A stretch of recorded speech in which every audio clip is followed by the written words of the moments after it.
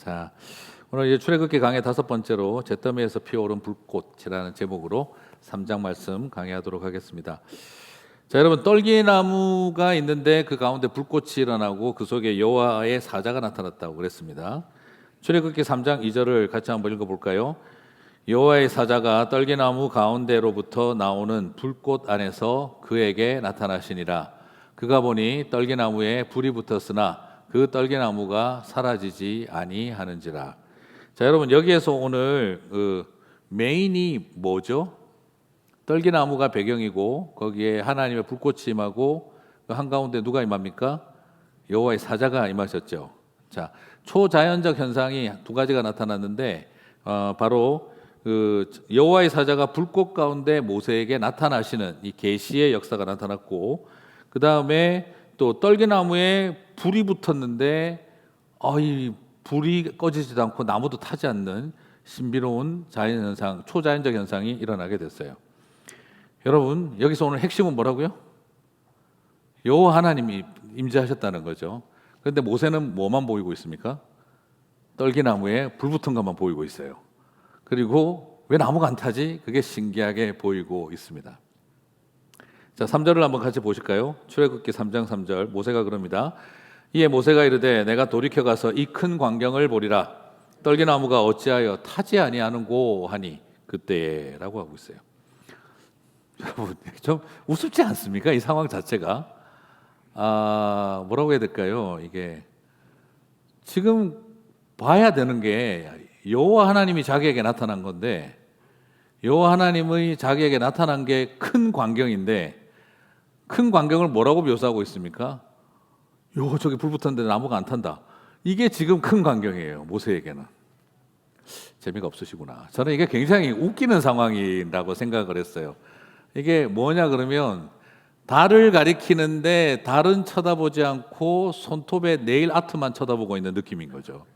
그래가지고 가까이 달은 안 쳐다보고 가까이 와서 네일샵 어디 가세요? 이쁜데 전화번호 달라고 하는 것과 지금 똑같은 상황의 이야기예요. 지금 하나님이 우리 가운데 나타나셨는데 하나님은 안 쳐다보고 떨기나무에 불 붙었는데 안 꺼진다. 그리고 왜 나무가 안 타냐?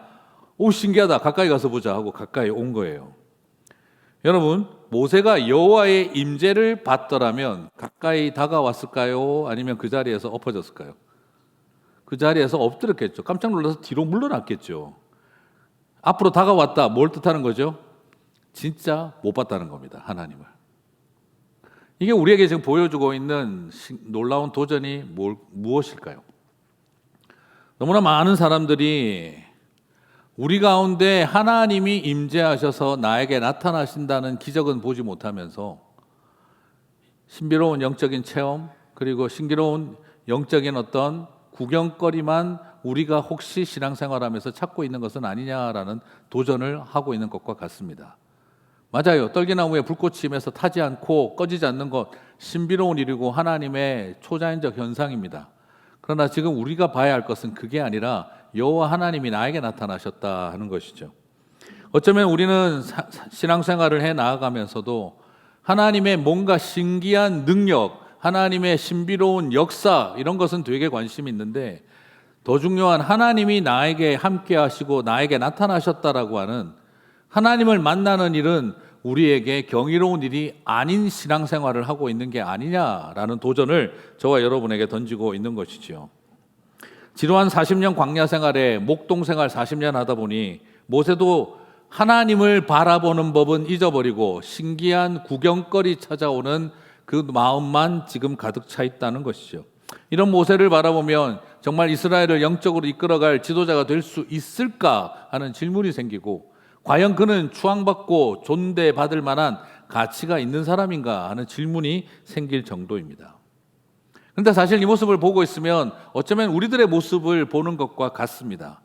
우리 한때 다 그랬잖아요. 유스 시절에 중고등부 수련회 가서 하나님 앞에 눈물을 흘리고 기도하고 하나님이 임재하시는 것을 경험을 했어요. 대학 청년부 시절에 하나님 말씀 공부하고 큐티하고 묵상하고 말씀 앞에서 끊임없이 고민하면서 하나님을 만나는 체험들이 있었어요.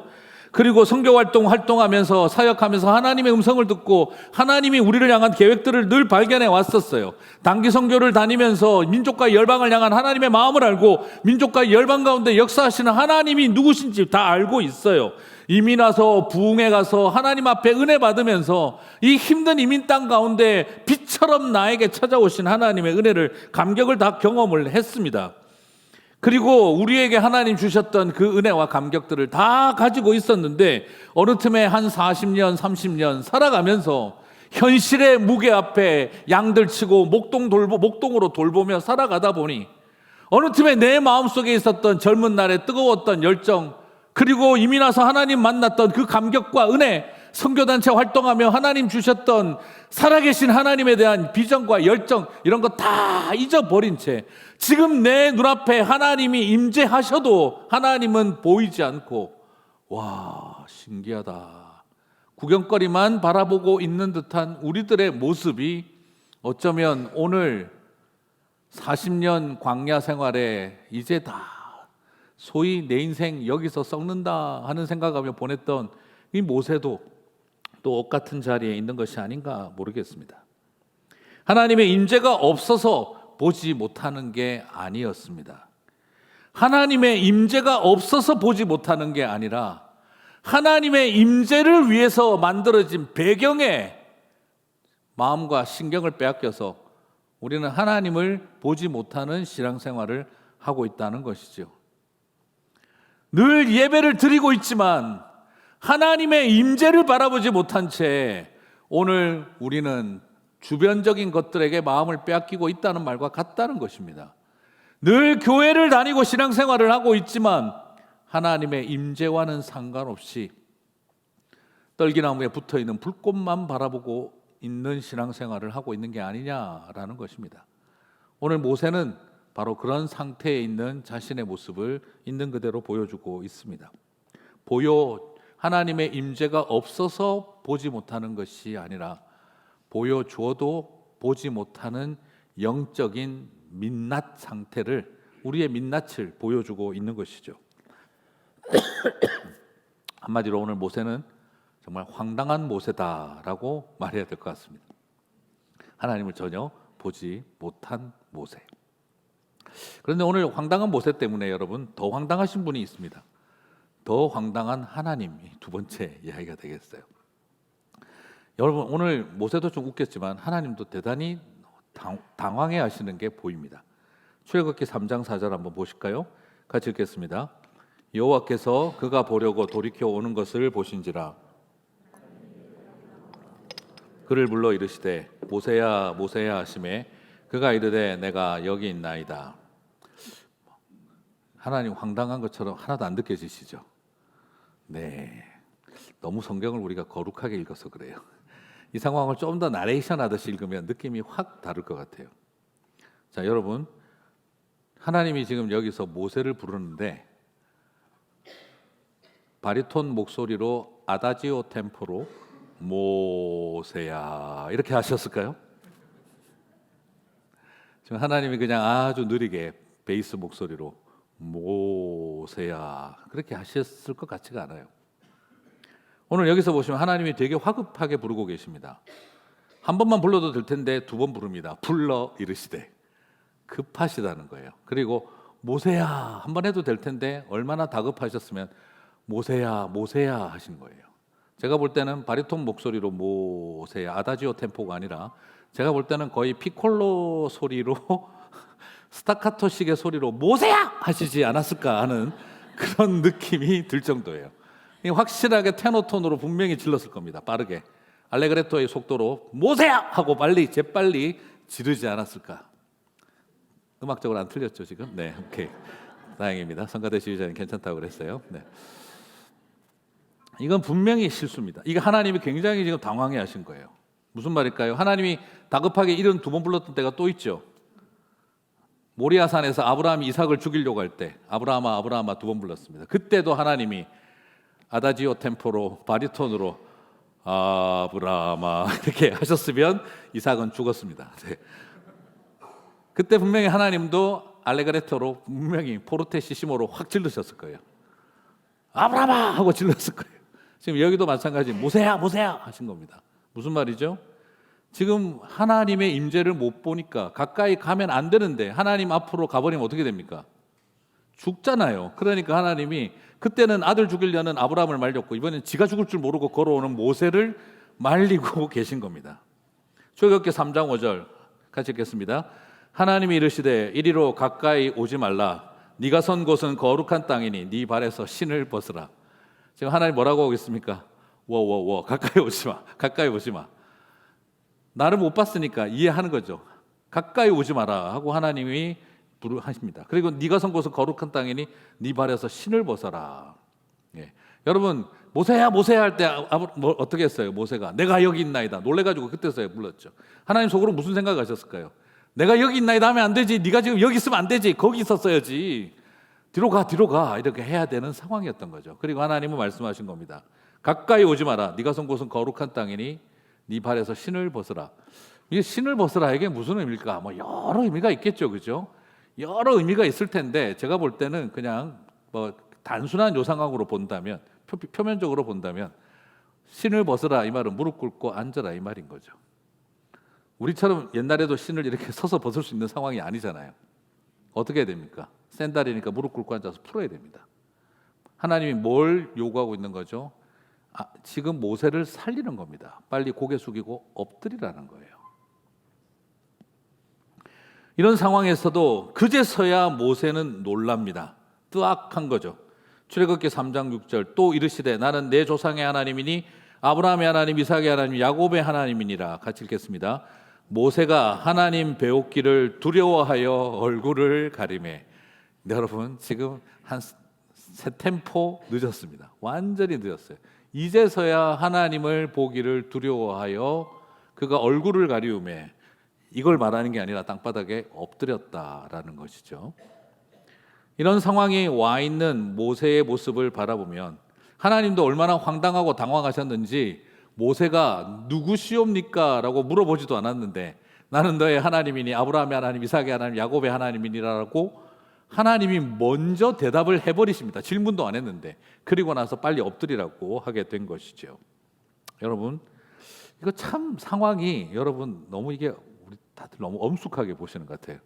모세가 하나님 만나는 상황 이걸 보시면 진짜 꽁트입니다.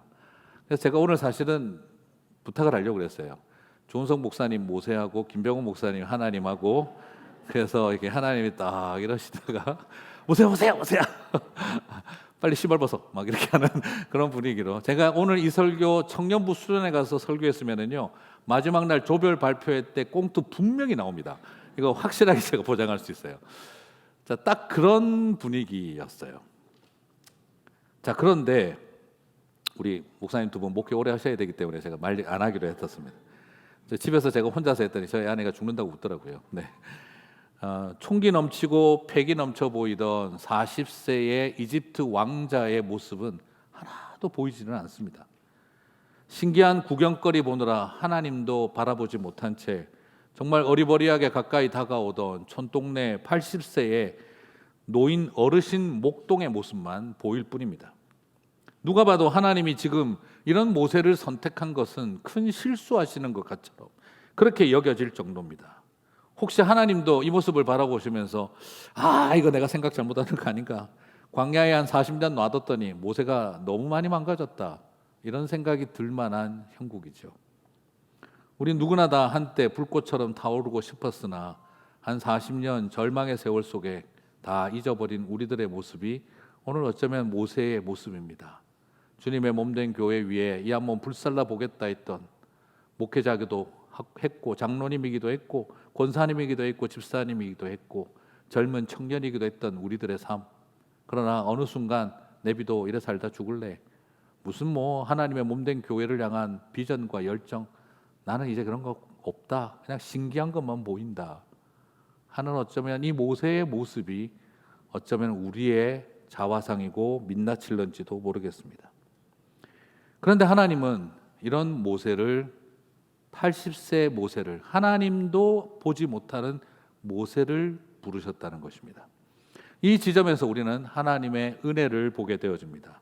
하나님은 잘 나가는 40세 이집트 왕자를 당신의 나라에 영적 지도자로 세우신 것이 아니라 이젠 광야에서 40년을 썩어 지내며 내 인생 아무런 것도 보이지 않는다라고 여겨지는 자리에 있을 때 하나님은 이런 모세에게 여전히 당신의 나라를 위해 부르신다는 것입니다. 사랑하는 성도 여러분, 자기 힘으로는 아무것도 할 수 없을 만큼 초라해지고 상처투성이의 실패자의 낙인을 가슴에 찍고 살아왔던 그런 모세였습니다. 하지만 오후 5시에도 포도원 품꾼으로 불러주신 것처럼 주님은 다시 모세를 부르신 줄 믿습니다. 이런 모세를 부르셨던 것처럼 오늘도 많은 큰 상처와 오래된 실망과 좌절의 세월에 짓눌린 우리들도 주님은 다시 당신의 나라를 위해 불러주시는 줄 믿습니다. 오늘 우리의 가질 수 있는 가장 큰 소망은 내가 무엇을 할 수 있느냐에 달려있는 것이 아니라 하나님의 은혜는 여전하시게 우리 가운데 역사하신다는 것, 소망은 거기에 있는 줄 믿습니다. 모세의 초라함은 등장부터 보입니다. 모세오경은 모세가 썼잖아요. 출애굽기 모세가 썼는데 자신의 아주 처량한 모습을 3장 1절에서 그대로 기록하고 있습니다. 같이 읽겠습니다. 모세가 그의 장인 미디안 제사장 이드로의 양떼를 치더니 그때를 광야 서쪽으로 인도하여 하나님의 산 호렙에 이르매. 여러분, 이게 무슨 초라함인가? 초라함을 드러내고 있습니다. 미디안 생활 40년 했습니다. 장인어른인 이드로 밑에서 40년 양을 쳤습니다. 이쯤 됐으면 자기 양떼 한두 떼쯤은 거느려야죠. 그런데 나이 80세가 되셔서 남의 집 딸 얻어서 장인어른 대릴 사위로 들어가 40년이 지나도 아직도 장인어른 양떼 치고 있는 80세 된 사위는 성공한 사위 같습니까? 실패한 사위 같습니까? 한때 이집트 왕자쯤 되는 줄 알고 사위로 맞았더니 집에 있는 양들도 하나 데리고 자기 양떼도 이루지 못하고 끝까지 장인어른 양떼를 치고 있는 대릴사위, 실망스러운 사위, 종인지 사위인지 구분이 안 가는 자리에 모세는 자신의 이야기를 있는 그대로 적어놓고 있습니다. 와이프 보기에도 어땠을까요? 와, 40년 전에 우물 옆에서 만났을 때는 그 시정잡배 같은 양치기들 혼자서 1대3으로 1대5로 싸워서 다 쫓아내더니 아이고 40년 살아보니 자기 양떼 하나 거두지 못하는, 그리고 독립도 못하는 이 남편 쳐다보고 있으면 얼마나 모세는 초라하게 느껴졌을까요? 왕자로도 실패했고 사위로 남편으로도 40년 처절한 루저의 인생을 그는 40년 동안 살아오며 종같은 대릴사위 그리고 힘겨운 처가살이 계속해 왔던 것입니다. 백성을 인도하고 건지고 이런 것은 고사하고 자기 양떼도 없이 누적된 실패 속에 너는 안 된다 하는 말만 가슴속에 쌓아가며 40년을 살아온 모세가 오늘도 장인어른 양치러 80세의 나이에 나와 있었던 것이죠. 놀랍게도 그런데 하나님은 모세의 인생이 사막의 잠목같이 비쩍 말라버린 떨기나무 인생일 때, 그럴 때에도 하나님은 이 모세를 찾아오시더라는 것입니다. 제가 만약 하나님이었다면요, 떨기나무에 꺼지지 않는 불꽃으로 임하지 않았을 거예요. 제가 만약 하나님이었다면 캘리포니아 레드우드에 팍 임하시면 얼마나 멋있을까요? 제가 만약 하나님이었다면 한국의 정의품 소나무에 임합니다. 얼마나 보암직하고 장대하겠습니까? 레바논의 백향목 같은 거, 그런 나무에 팍 임하셔야 하나님이 좀 하나님같이 보이지. 떨기나무에 임하시면 지금 오늘날 우리 시대 민들레 개똥벌레 붙은 거랑 뭐가 다르겠습니까? 지금 저게 하나님이 임한 거야, 개똥벌레 붙은 거야, 그런 싶을 정도 아니겠어요? 그런데 하나님은 그 떨기나무 가운데 임하셨습니다. 모세가 레바논의 백향목 같았고 한국의 정의품 소나무 같았고 이 캘리포니아 레드우드처럼 멋있을 때가 있었습니다. 그 나이 40세 이집트 왕자 생활을 마치고 나왔던 모세는 누가 봐도 세계 최고의 그냥 훌륭한 미래를 이끌어갈 만한 지도자감이었습니다. 그러나 지금 모세는 도무지 한 나라를 이끌어갈 만한 지도자같이 보이지 않는 사막의 잠목 같은 인생이 됐습니다. 그런데도 하나님은 보여주시죠. 나는 네가 레바논의 백향목 같기 때문에 사용하는 것이 아니라 네가 사막의 잡목 같다 할지라도 이 어두움 속에 백성들에게 빛을 밝힐 나의 불쏘시개로 사용하시겠다 하는 것입니다. 사랑하는 성도 여러분, 오늘 저는 말씀드리고 싶습니다. 내가 처절하게 내가 생각할 때 지금 하나님 역사하셔야 합니다 하는 타이밍 때 하나님은 역사하시지 않았다면 지금 뭘 하시자는 겁니까 하는 생각이 드는 그 시간에 주님은 당신의 역사를 시작하실 줄 믿습니다. 오늘 저와 여러분에게 어떤 실패와 좌절이 있었다 하더라도 하나님은 다시 떨기나무 같은 내 인생에서 꺼지지 않는 불꽃으로 임하실 줄 믿습니다. 이것이 하나님 은혜입니다. 40년 전 모세가 애굽에서 내 민족과 내 백성을 위해 불꽃처럼 살아보겠다 했었을 때 그는 그의 인생은 잿더미가 되는 것을 봐야 했습니다. 모세가 나는 하나님의 백성이다, 하나님 나라의 백성이다, 이스라엘 백성이다, 하나님의 자녀다 하는 민족 의식을 회복했었을 때, 각성했었을 때 그가 맞닥뜨려야 했던 것은 애굽 땅에서 노예로 살아가는 비겁한 민족성을 경험해야 했습니다. 그 비겁한 민족성의 배신을 경험해야 했습니다. 나는 이스라엘이라고 하는 민족 의식을 자각하고 있는데 내 백성들은 이집트 파라오 밑에서 노예 근성에 빠져 있는 이런 민족성밖에 안 되는구나 하는 것을 그는 절감했던 것이죠. 그리고 그 각성 때문에 내 민족을 위해, 내 백성들을 위해, 하나님의 나라를 위해 한번 살아보겠다 했던 그 마음은 완전히 잿더미가 되어버렸습니다. 핏줄인 민족에게 배신당하고 나를 길러준 애굽 사람들에게 버림받는 인생이 되었던 것이죠. 나는 이스라엘에 속했는가? 나는 이집트에 속했는가? 이젠 더 이상 내가 누군지를 모를 지경에 왔던 것입니다. 그리고 난 이후 그는 40년 동안 양떼를 치고 살아가면서도 실패한, 자랑스럽지 못한 사위, 그리고 당당하지 못한 남편의 모습으로 그렇게 40년 동안 실망을, 트라우마를 40년 동안 쌓아오며 살았습니다. 이런 잿더미 트라우마를 가진 모세에게 하나님은 다시 불꽃으로 임하셨습니다. 그리고 그 떨기나무에 임하셔서 결코 사그러들지 아니하는 불꽃, 그리고 그 떨기나무를 잿더미 만들지 않는 하나님의 불꽃을 보게 하셨습니다. 하나님은 모세에게 어떤 마음을 주고 싶었던 걸까요? 모세야, 네가 불꽃 모세가 되어 이 나라와 이 민족을 위해 한번 살아보고 내 공동체를 위해, 이 교회를 위해 한번 살아보겠다고 했었을 때 너는 잿더미가 되었지. 그러나 네가 불꽃을 일으키면 너는 잿더미가 되겠으나 내가 너의 불꽃이 되어주리라. 내가 너의 불꽃이 되어주면 너는 결코 잿더미가 되지 않을 것이다. 내가 오늘 떨기나무 가운데 임한 것은 떨기나무 같은 네 인생에 내가 꺼지지 않는 불꽃으로 함께해서 내가 너를 잿더미 만들지 않고 타오르는 불꽃 되게 하겠다. 이것이 주님의 마음이셨는 줄 믿습니다. 사랑하는 성도 여러분, 오늘 저와 여러분에게 그 은혜가 있게 되시기를 바랍니다. 내가 이제 다시는 교회를 위해서 뭐 하나 봐라, 이민교회, 주님의 몸된 교회, 코리안 아메리칸 한국교회, 내가 이 교회 위해서 한번 해보겠다고 했는데 내 인생 잿더미 됐다. 다시는 내가 하지 않는다. 이세 사역자들 만나서 대화 나눠보면 제일 많이 듣는 말이, 내가 그래도 이민교회 위해서 한번 내가 헌신을 했다가 내 인생 잿더미 됐습니다. 난 다시는 한국교회 안 갑니다.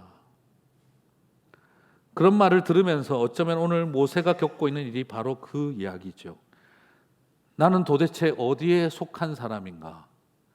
나는 민족의식을 자각하고 있는데 이 사람들은 이런 민족성을 가지고 있었나? 나를 길러준 사람들이 나를 반역자로 몰아서 죽이려고 또 드는구나. 그래, 나는 이집트도 아니고 나는 이스라엘도 아니다. 그리고 미디안 광야에 와서 살았지만 자랑스럽지 못한 사위, 실망스러운 남편으로 40년 실망과 좌절의 세월을 누적시키고 난 결과 그는 완전히 모든 게 황량해졌습니다. 오늘 그가 올라간 산은 호렙산입니다. 호렙산이라고 하는 이 호렙이라는 뜻은 말 그대로 사전적으로 황량한 산이라는 뜻입니다. 황량한 땅이라는 말이고 황량한 산이라는 뜻입니다. 그런데 오늘 모세는 그런 인생의 자리에 있던 자신이 오늘 그 호렙산을 뭐라고 닉네임을 붙이고 있습니까? 하나님의 산 호렙이라고 이름을 바꾸어 부르고 있습니다. 황량한 땅, 황량한 산이었습니다. 그런데 그 떨기나무 아무것도 아닌 사막의 잠복 가운데 하나님이 임재하시니까 하나님이 그 황량한 땅 호렙에서 모세에게 말씀하십니다. 네가 서 있는 곳은 거룩한 땅이라. 사랑하는 성도 여러분, 지난 40년 동안 모세에게 호렙은 황량한 땅이었습니다. 그러나 그 떨기나무에 주님이 불꽃으로 임하시는 그날부터 그 산은 거룩한 땅이 되었고 하나님의 산 호렙이 되었습니다. 오늘 이것이 저와 여러분에게 주시는 위로와 소망이 있는 줄 믿습니다. 지난 세월 20년, 30년 나는 호렙에 살았다. 단 하루도 달라진 적이 없는 거칠고 황량한 산, 거칠고 황량한 땅이었다. 그러나 오늘 그곳에 떨기나무라 할지라도 주님의 불꽃이 임한다면 그곳은 거룩한 땅이 될 줄 믿습니다. 그곳은 하나님의 산이라고 불러도 될 줄 믿습니다. 주님이 저와 여러분에게 여러분의 가정과 여러분의 삶터와 이 교회가 바로 하나님의 산 호렙이 되게 하실 줄 믿습니다. 이것이 저와 여러분에게 베풀어 주신 은혜입니다. 호렙산은 그래서 처절히 실패하고 좌절했던 엘리야가 미친 듯이 죽어라 도망쳐왔던 그곳에서 그를 다시 일어나게 하신 것입니다. 하나님은 내가 얼마나 큰 상처를 받았든지 그리고 그 큰 상처만큼 오래된 실망의 세월 속에 짓눌리고 살아왔든지 여러분 고통이 얼마나 컸던지 고통이 얼마나 길었던지 저와 여러분을 다시 불꽃처럼 타오르게 하시는 은혜의 하나님이십니다. 믿음으로 고백하시게 되기를 바랍니다. 지난 40년 일하러 갈 때마다 나는 황량한 호렙이었다. 그러나 이제 하나님의 산, 거룩한 땅이라고 부를 수 있다. 나는 변한 게 하나도 없지만 그 땅도 달라진 건 하나도 없지만 그곳에 하나님이 임하시니까 거룩한 땅이 되고 하나님의 산이 되는 줄 믿습니다. 광야 40년은 모세의 인생에서 가장 무의미한 시간이었습니다. 그러나 하나님은 그것을 무의미하게 여기지 않았습니다. 맞아요. 인생에게 무의미한 것은 없습니다. 다만 내가 무의미하게 여길 뿐입니다. 오늘 하나님은 모세가 40년 동안 이집트 왕자로 있었기 때문에 그를 사용하시는 것이 아닙니다. 그랬더라면 광야에서 40년 지내는 동안 이스라엘 백성 다 죽었습니다. 그가 목동으로 광야 생활 40년을 했기 때문에 하나님은 그를 사용하신 것입니다. 내 인생 무의미한 40년 보내고 있는 줄 알았는데 상처의 절망을 40년 동안 쌓아놓고 살아가고 있는 줄 알았는데 하나님은 그때를 사용하셔서 광야의 이스라엘을 살게 하셨던 것이죠. 그렇습니다. 가장 절망적인 땅도 거룩한 땅이 되고 가장 황량한 산도 하나님의 산이 됩니다. 중요한 것은 내가 아니라 임하시는 하나님이신 것입니다. 상처 없는 소명 없습니다. 그 상처 때문에 소명이 시작되는 겁니다. 모세가 배신당해봤기 때문에 자기 민족에게 그처럼 처절하게 배신당했기 때문에 자신의 민족을 향한 소명이 시작된 것이고 그리고 그 상처를 40년 동안 절망하며 살아왔기 때문에 이제 그는 희망의 40년을 만들어갈 수 있었던 것입니다. 사랑하는 성도 여러분, 오늘 그 은혜가 저와 여러분 가운데 있게 되시기를 바랍니다. 이제 여기까지 설교를 듣고 나면 됐다. 그래 나도 이제 오늘 팔 걷어 붙이고 한번 해보자. 아자 그냥 막 하나님 나도 한 불꽃처럼 내가 또 타올라 보겠습니다. 또 이러고 나가시면은 안 됩니다. 그럼 어떡하라고요, 목사님? 아유, 설교는 저런 설교 맨날 내가 듣지만 안 돼, 못해. 또 희망, 거짓된 희망 갖다가 또 좌절하기 싫어. 이런 마음이 들 수도 있습니다. 그것도 안 됩니다. 여러분, 똑같아요. 하나님, 다시 한번 내가 불꽃처럼 타올라 볼게요. 하나님, 다시는 공동체의 이상과 꿈, 교회와 하나님의 나라를 위한 비전, 나 이런 거 안 합니다. 이제 둘 다 완전히 반대 입장이지만 사실은 똑같은 입장입니다. 내가 한다, 내가 못한다의 엄청난 차이처럼 보이지만 똑같습니다. 결국 egocentric attitude입니다. 다 내가 하든지 내가 못하든지입니다. 정반대인데 근본은 똑같습니다. 40년 전 과거의 모세는 내가 하겠다고 나댔습니다. 40년 후 지금의 모세는 내가 어떻게 하냐고 모태 신앙을 외치고 있습니다.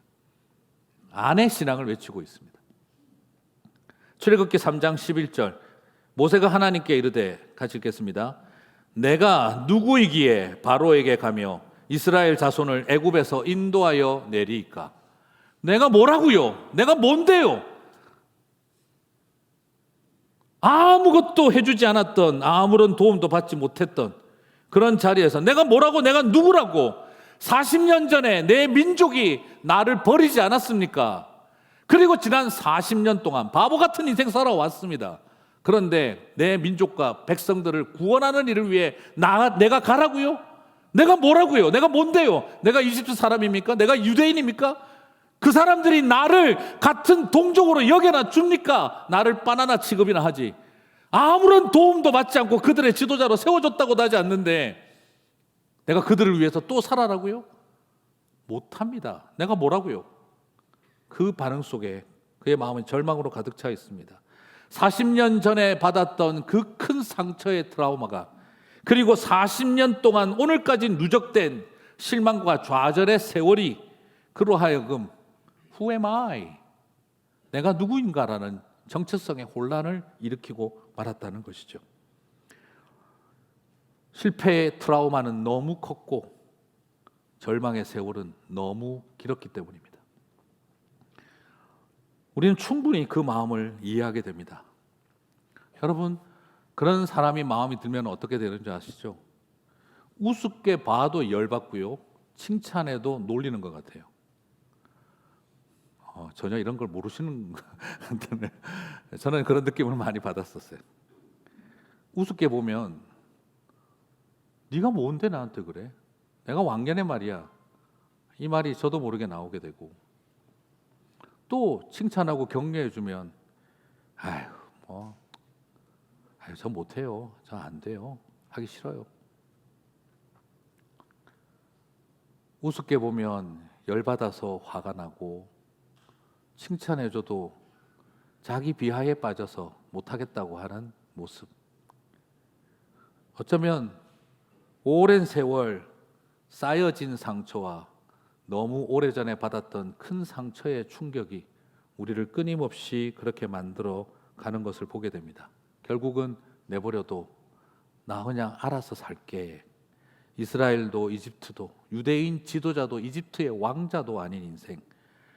장인어른 눈치 보면서 아내에게 미안한 마음 안고 무능한 양치기로 40년 살아오면서 이제 겨우 이래 살다 죽으려고 마음 잡았는데 또 무슨 비전이니, 나라와 민족을 살리는 비전이니, 하나님 40년 전에는 왜 안 도와주시고 지금 와서 이러세요? 40년 동안 방치해놓고 계시더니 왜 지금 와서 이러세요? 다시 민족 해방의 역사라고요? 하나님의 나라와 교회를 위한 불타는 열정이라고요? 저 다 그러다가 잿더비 됐습니다. 그러다가 저 잿더비 됐어요. 그런데 또 여기다가 불 붙이시려고요? 못합니다.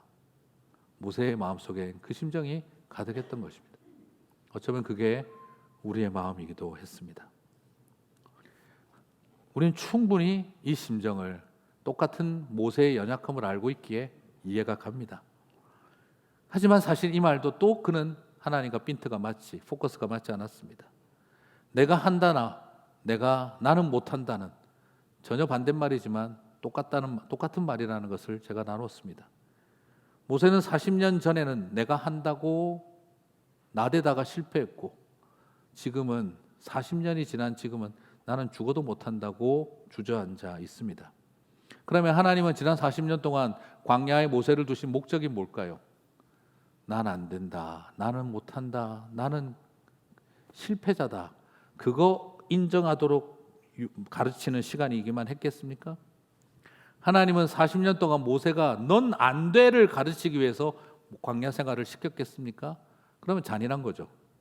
그럼 하나님의 목적은 어디에 있습니까? 나는 내가 하겠습니다, 나는 못합니다 사이에서 선택이 아니라 주님이 하십니다 하는 X와 Y가 아닌 Z축을 우리들에게 가르쳐주고 싶었던 것입니다. 나는 못하지만 주님이 하신다. 내가 하겠습니다 하던 그의 인생이 나는 못합니다 하는 인생으로 끝나는 것을 원하는 게 아니라 주님이 하십니다. 나는 못하지만 주님이 하십니다. 주님이 하시기에 나도 모든 것을 할 수 있습니다 고백하는 사람이 되게 하신 것입니다. 여러분, 이것을 꼭 기억하십시오. 나는 못합니다.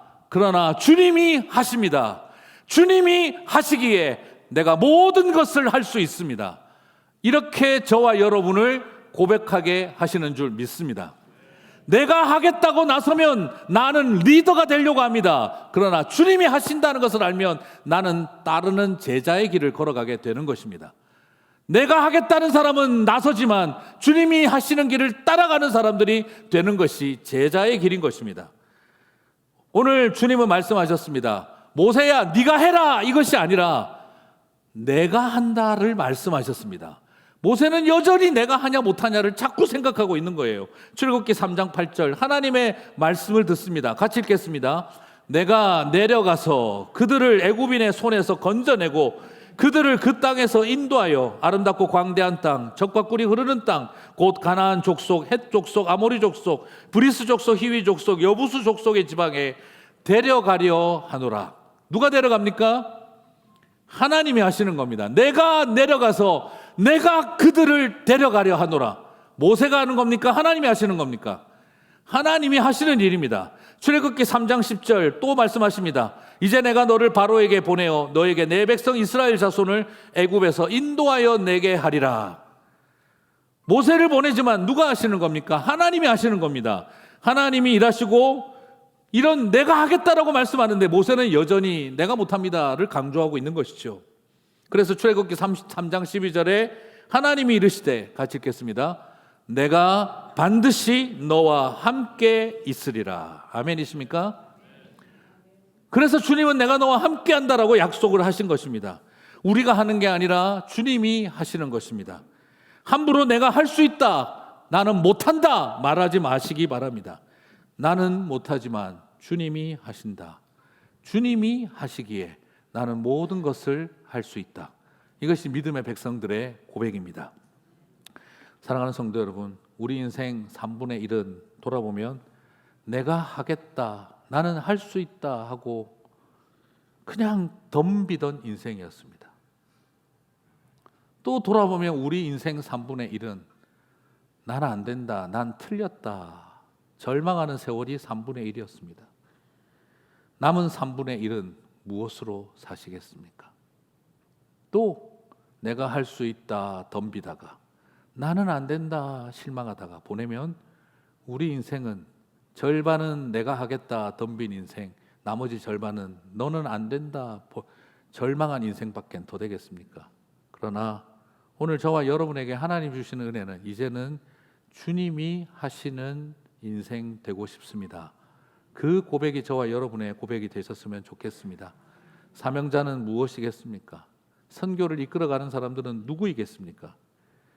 여러분, 나의 선교, 우리 교회의 선교, 그걸 하려고 하시면 안 됩니다. 그래서 선교하면 문제가 생기는 겁니다.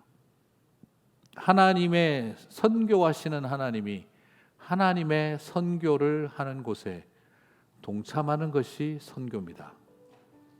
선교하시는 하나님이 하나님의 선교를 하실 때 그 선교에 동참하는 것이 사명입니다. 자꾸 우리 단체가 하는 선교에 내가 하는 선교를 하려고 하니 항상 거기에 인간의 업적이 나오고 싸움이 나오고 갈등이 나오는 것입니다. 내가 대장하겠다고 나서는 것입니다. 선교하시는 하나님이 하나님의 선교를 하게 하십시오. 거기에 우리는 동참하는 것입니다.